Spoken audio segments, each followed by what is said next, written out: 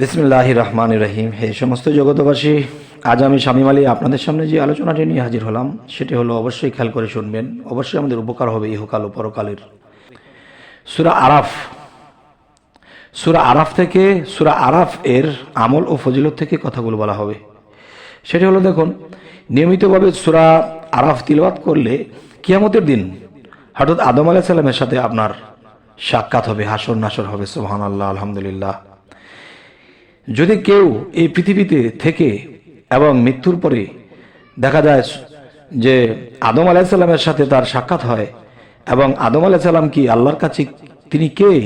তিনি আমাদের আদম জাতির মধ্যে, মানব জাতির মধ্যে প্রথম পিতা, আর তিনি আল্লাহর কাছে মহব্বতের একজন ব্যক্তি। তো অবশ্যই তিনির সাথে যদি আমাদের সাক্ষাৎ হয়ে যায়, সে আদম আলাইহিস সালামের সাথে যদি আমাদের হাসর নাসর হয়ে যায়, তখন আমাদের জীবন কিন্তু ধন্য হয়ে যাবে।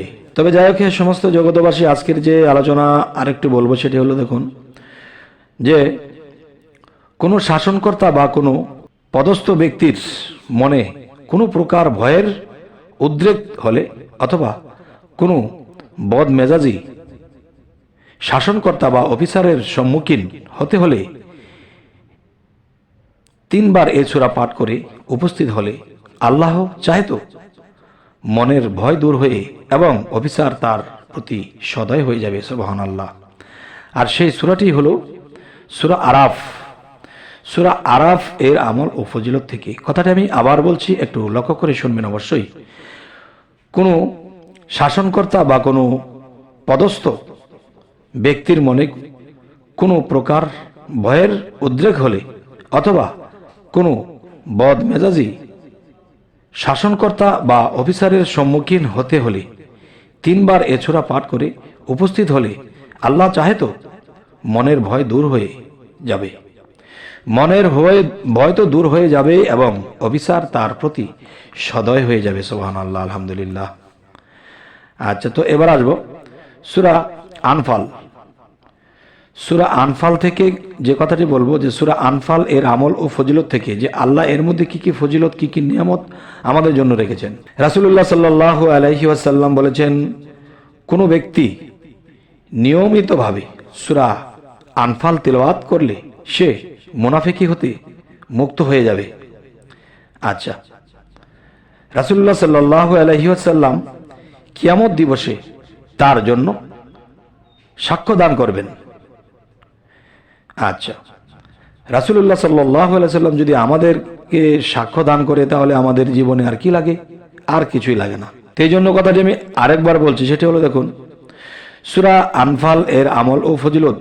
রাসূলুল্লাহ সাল্লাল্লাহু আলাইহি ওয়াসাল্লাম বলেছেন, কোনো ব্যক্তি নিয়মিতভাবে সূরা আনফাল তিলাওয়াত করলে সে মুনাফিকি হতে মুক্ত হয়ে যাবে।